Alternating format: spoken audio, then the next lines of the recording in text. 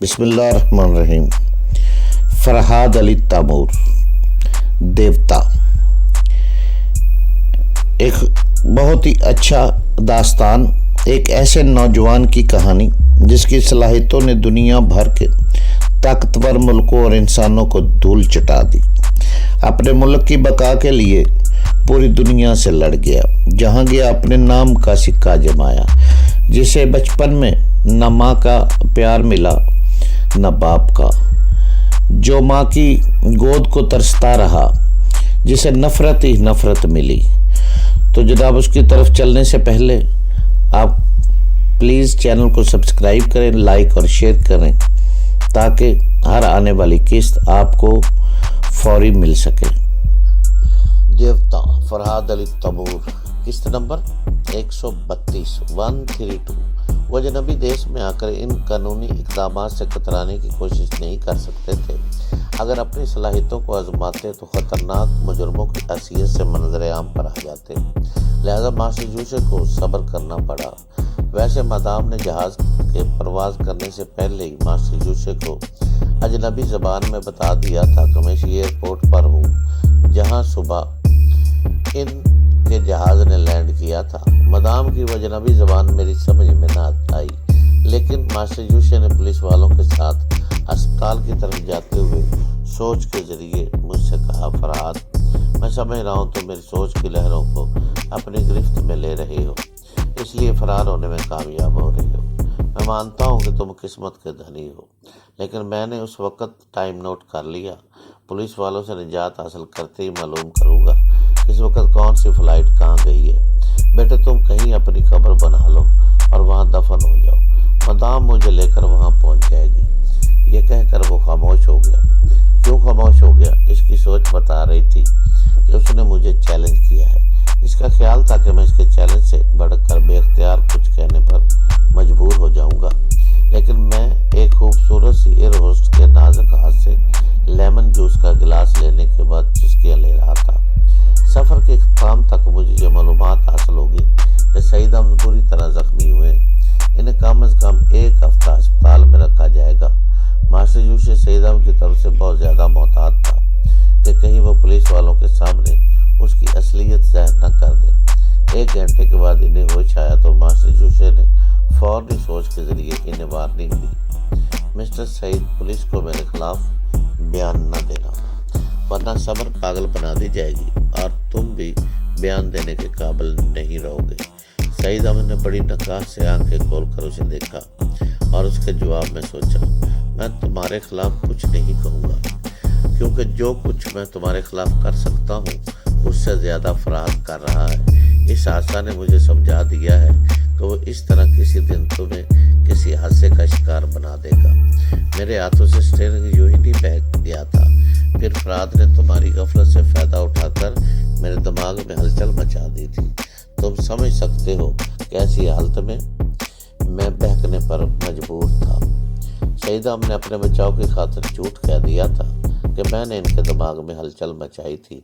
اس جھوٹ کی وجہ سے ماسٹر جوشے ان پر شبہ نہ کر سکا کہ وہ خود کو خطرے میں ڈال کر اس حادثے کے مرتکب ہوئے تھے۔ اس وقت ماسٹر جوشے دل ہی دل میں مجھے گالیاں دے رہا تھا، میرے بچ کر نکل جانے پر اندر ہی اندر تلملا رہا تھا۔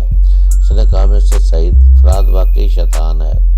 میں نے اس بات پر دھیان ہی نہیں دیا کہ میرے چند لمحوں کی غفلت سے وہ اتنا بڑا فائدہ اٹھا لے گا۔ خیر، بکرا کب تک خیر بنائے گا؟ سعید احمد نے جواب دیا، بکرا وہ ہے جو چھری تلے آ جائے۔ اب تک تم بھی اس کی ذہانت تلے آتے جا رہے ہو۔ ہاں، یہ درست ہے، میں دشمنی کے باوجود اس کی ذہانت کی قدر کرتا ہوں۔ ایسے شخص کو اپنے سامنے جھکا کر اور اپنا اعلیٰ کار بنا کر مجھے کتنی خوشی ہوگی، یہ میں بیان نہیں کر سکتا۔ ویسے فرحاد کو سمجھ لینا چاہیے کہ وہ دنیا کے جس حصے میں پناہ لینے جائے گا، مدام وہاں پہنچ جائے گی۔ وہ خواہ مخواہ میرا اور اپنا وقت ضائع کر رہا ہے، اور تم بری طرح زخمی ہو کر اور زیادہ میرا وقت برباد کر رہے ہو۔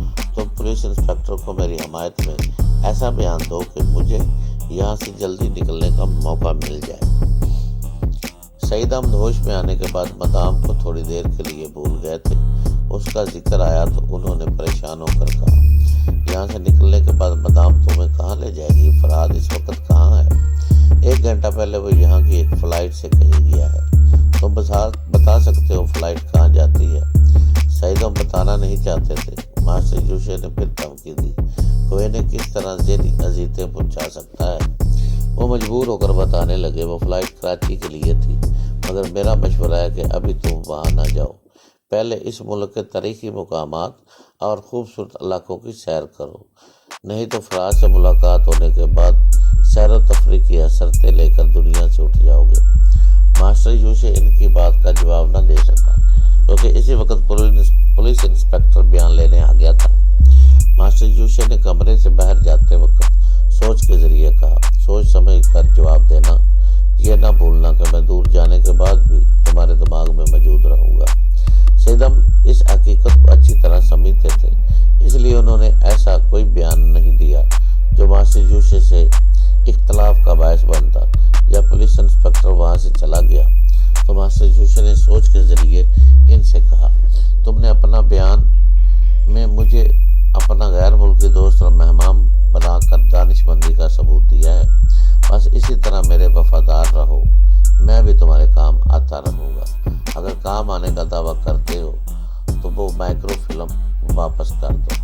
ضرور واپس کر دوں گا، فراد کو میری مٹھی میں آ جانے دو۔ میں نے اس کی بکواس سن کر اس سے دماغی رابطہ ختم کر دیا، پھر آنکھیں کھول کر جہاز کی محدود فضا میں نظریں دوڑانے لگا۔ وہاں کی فضا میں رنگوں اور خوشبوؤں کی بہار آئی ہوئی تھی، رنگین آنچل، مہکتی زلفیں، خوبرو جوانوں اور سین عورتوں کی دھیمی دھیمی سرگوشیاں، لبوں پر دھڑکتے ہوئے دل کی باتیں اور بات بات پر مسکراہٹیں۔ عجب سا پرسرار رومان انگیز ماحول تھا۔ میرا جسم انگڑائی کے لیے مچلنے لگا۔ میں جس سیٹ پر بیٹھا ہوا تھا اس کے ساتھ ہی گزرنے کا تنگ سا راستہ تھا۔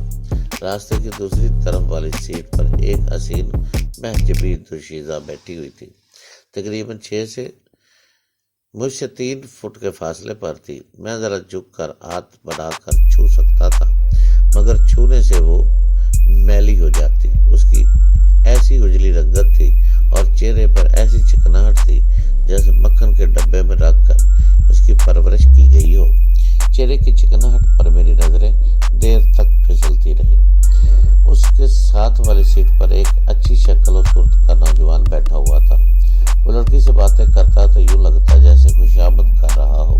ایک مرد کی خوشامدوں نے شاید اسے مغرور بنا دیا تھا۔ وہ اس کی باتوں کا بہت کم جواب دیتی تھی اور کبھی کبھی چہرے سے بیزار ظاہر کرتی تھی۔ اس سے نظر انداز کرنے کے لیے کبھی کبھی ادھر ادھر دیکھ لیتی تھی۔ ایسے ہی وقت اس نے میری طرف بھی دیکھ لیا۔ مجھے اپنی طرف متوجہ پا کر اس نے مغرورانہ انداز میں ہونٹ بچکائے۔ اس کا غرور مجھے پسند نہ آیا، لیکن اس کے پتلے خم کھائے ہوئے لب بچکاتے وقت کچھ اور بھی خوبصورت لگنے لگے تھے۔ وہ دل ہی دل میں اوہ کہہ کر نظریں پھیر لینا چاہتی تھی، لیکن وہ ایسا نہ کر سکی۔ میری مقناطیسی نگاہوں کی گرفت میں آ گئی تھی۔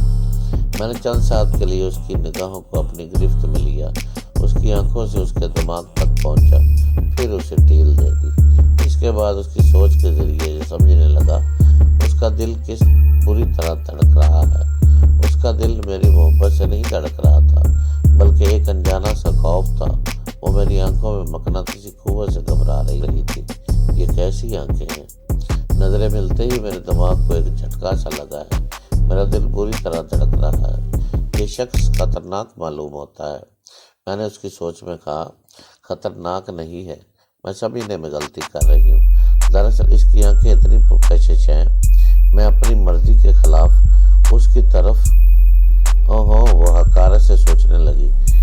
جسے دیکھو وہی اپنی نگاہوں کے پھندے میری طرف پھینکتا ہے۔ حسین ہونا بھی مصیبت ہے۔ مٹھاس زیادہ ہو تو ساری مکھیاں ایک ہی طرف کھینچی چلی آتی ہیں۔ اوہ مکھی کہیں کا۔